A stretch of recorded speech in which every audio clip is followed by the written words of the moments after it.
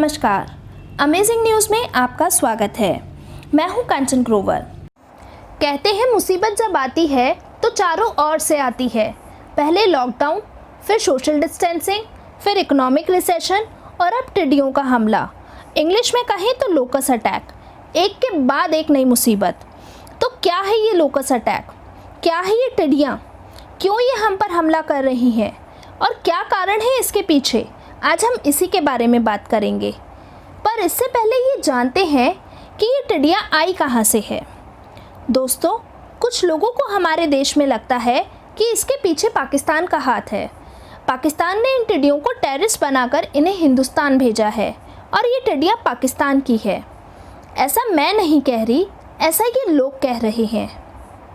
मेरी बात सुनो। अरे पाकिस्तानी, तुम टिड्डी की बिरयानी बनाकर खाओ। तुम्हारा बिका हुआ देश पाकिस्तान के पास आतंकी भी नहीं बचे।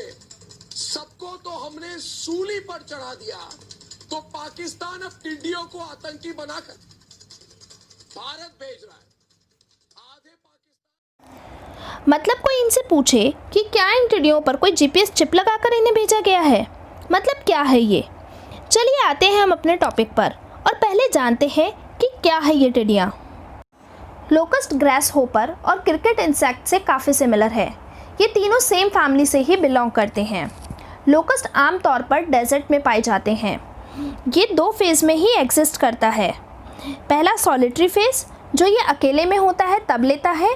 दूसरा ग्रिगेरियस फेज़, जब ये क्राउड में होते हैं तब ये अपना ग्रिगेरियस फेज़ लेते हैं। ग्रिगेरियस फेज़ में इनका बिहेवियर, हैबिट, इनकी अपीयरेंस सब कुछ चेंज हो जाता है। वैसे तो सॉलिटरी फेज़ से कोई प्रॉब्लम नहीं होती। प्रॉब्लम तब होती है जब ये क्राउड में होते हैं और जब ये अपना ग्रिगेरियस फेज़ लेते हैं। एक्चुअली ग्रिगेरियस फेज़ में ये येलो और ब्लैक कलर के होते हैं। इस फेज़ में ये ज़्यादा खाना खा सकते हैं और इनकी मूवमेंट भी ज़्यादा होती है। साथ में इनका ब्रेन साइज़ भी बढ़ जाता है और इनकी एंड्योरेंस भी बढ़ जाती है। साथ ही सॉलिटरी फेज़ से ग्रिगेरियस फेज़ में ये कभी भी ट्रांसफॉर्म हो सकते हैं। बस एनवायरमेंटल कंडीशन सही होनी चाहिए, जैसे कि बारिश हुई हो, मिट्टी में नमी हो और आसपास वेजिटेशन अधिक हो। और इस ग्रिगेरियस फेज़ में ही टिड्डियों का झुंड बनता है और ये झुंड जहाँ से भी निकलता है वहाँ की फसलों को डिस्ट्रॉय कर देता है। ये फल, फूल, सब्जी, घास, पेड़, पौधे, पत्तियाँ सब खा सकते हैं। हर तरह की फसल ये खा सकते हैं। अब बात आती है कि इन टिड्डियों का झुंड होता कितना बड़ा है। दरअसल केन्या में 2020 में जो झुंड पाया गया था वो 40 किलोमीटर बाय 60 किलोमीटर डायमेंशन का था। 1 किलोमीटर में 15 करोड़ से ज़्यादा टिड्डियाँ हो सकती है और एक टिड्डा 500 से ज़्यादा अंडे दे सकता है और एक झुंड 2500 लोगों के बराबर एक दिन में खाना खा सकता है। तो अब आप सोच ही सकते हैं कि इससे हमारी धरती पर क्या इम्पैक्ट पड़ेगा। धीरे धीरे हम भुखमरी की ओर बढ़ते चले जाएंगे।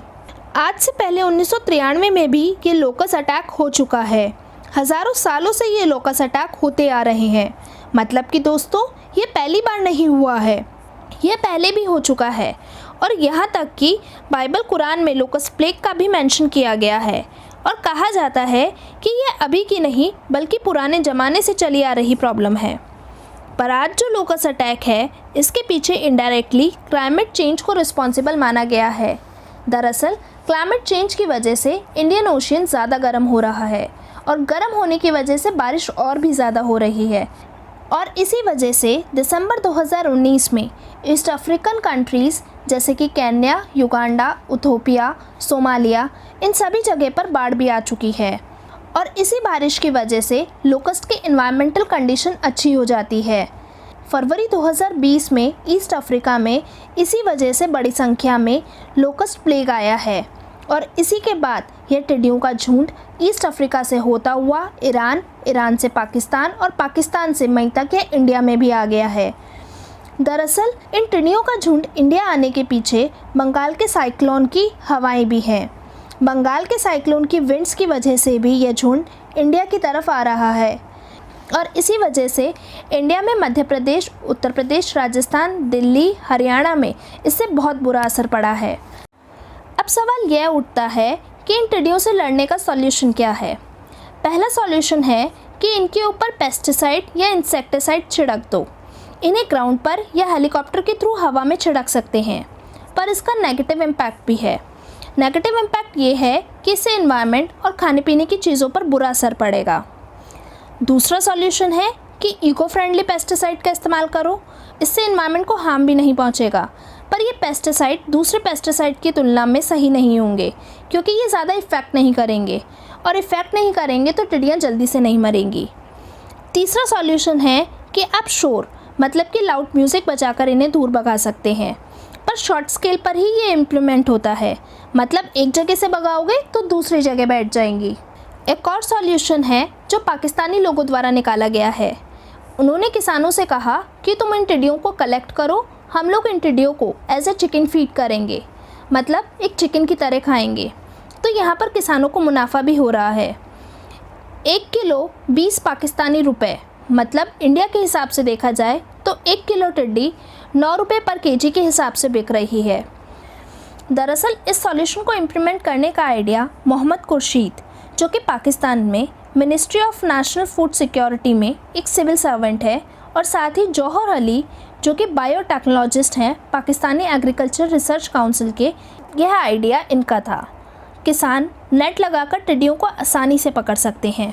दरअसल इन टिड्डियों में 70% प्रोटीन होता है। एज़ कम्पेयर टू सोयाबीन में यहाँ प्रोटीन की मात्रा ज़्यादा होती है। सोयाबीन में प्रोटीन की मात्रा 50% होती है। पाकिस्तान में सोयाबीन इंपोर्ट होता है, तो पाकिस्तान को टिड्डियों को यूज़ करने से इंपोर्ट तो बचेगा ही, साथ ही फॉरेन करेंसी भी सेफ होगी। साथ ही आरएसएस से जुड़े स्वदेशी जागरण मंच एसजेएमके के राष्ट्रीय सह संयोजक अश्वनी महाजन ने भी सुझाव दिया है कि पाकिस्तान की तरह अगर भारत भी टिड्डियों को चिकन की तरह फीड करे तो टिड्डियों का खात्मा हो जाएगा।